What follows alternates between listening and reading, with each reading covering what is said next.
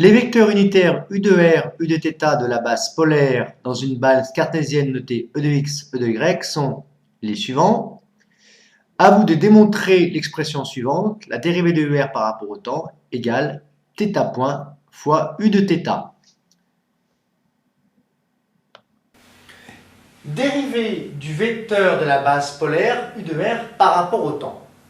Cette dérivée n'est pas égale au vecteur nul. Pourquoi? Parce que le vecteur u de r et le vecteur u de θ ont un angle θ qui varie au cours du temps. Prenons l'exemple d'un mouvement circulaire.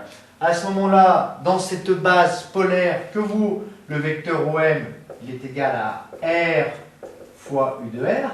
Si c'est à l'instant T0, ce serait OM0 égale R fois UR à l'instant 0. Et puis, à l'instant T1, eh bien, qu'est-ce qui se passe? Le point, il se trouve en M1. À ce moment-là, le vecteur OM1 est égal à R fois UR'. Attention, ce vecteur R' n'est plus identique au vecteur UR. Pourquoi? Parce que cette fois-ci, la base polaire, elle est ici. U de R' et U de θ'. Bien. Alors, quelques rappels pour trouver la dérivée.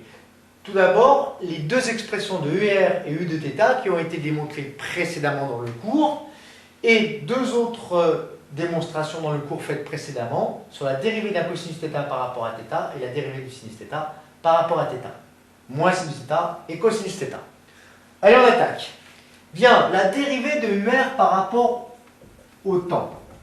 Eh bien, c'est égal à la dérivée du vecteur UR par rapport à θ fois dθ sur dt. Voilà une propriété mathématique que vous devez connaître, c'est-à-dire la dérivée de UR par rapport à l'angle θ fois θ point. Θ point, c'est ce qu'on appelle la vitesse angulaire. Pourquoi vitesse angulaire? Eh bien, c'est tout simplement des radians par seconde, θ point. Hein?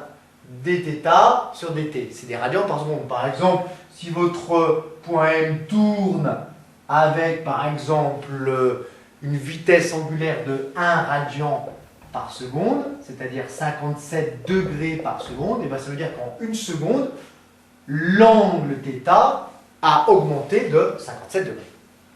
Il ne nous reste plus que maintenant qu'à trouver la dérivée de UR par rapport à θ. Bien. Donc la dérivée de UR par rapport à θ, c'est égal à la dérivée par rapport à θ de quoi? Eh bien de U de R, c'est-à-dire cosinus θ fois E de x plus sinus θ fois E de y. Vous savez que E de x et de E de y, eux, sont des vecteurs unitaires fixes. Donc, ils ne dépendent pas de l'angle θ. Je peux donc les sortir de la dérivée. Ce qui nous fait d de UR sur dθ égale E de x fois la dérivée du cosinus θ par rapport à θ, plus quoi? E de y fois la dérivée de sinus θ par rapport à θ. C'est là que nos rappels vont nous servir. La dérivée du cosinus par rapport à θ, c'est moins sinus θ, ce qui nous fait que la dérivée de UR par rapport à θ est égale à moins sinus θ fois E de x. Plus quoi? La dérivée du sinus, c'est quoi? C'est cosinus θ. Plus cosinus θ fois E de y. Ce vecteur, regardez bien, moins sinus θ E de x, plus cosinus θ E de y. Ça vous fait penser à quelque chose? Eh oui, c'est U de θ égale U de θ.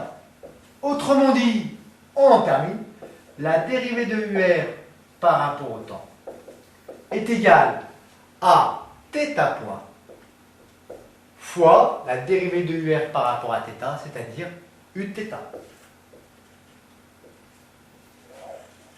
Nous nous servirons de cette expression pour déterminer la vitesse d'un point M en coordonnées polaires.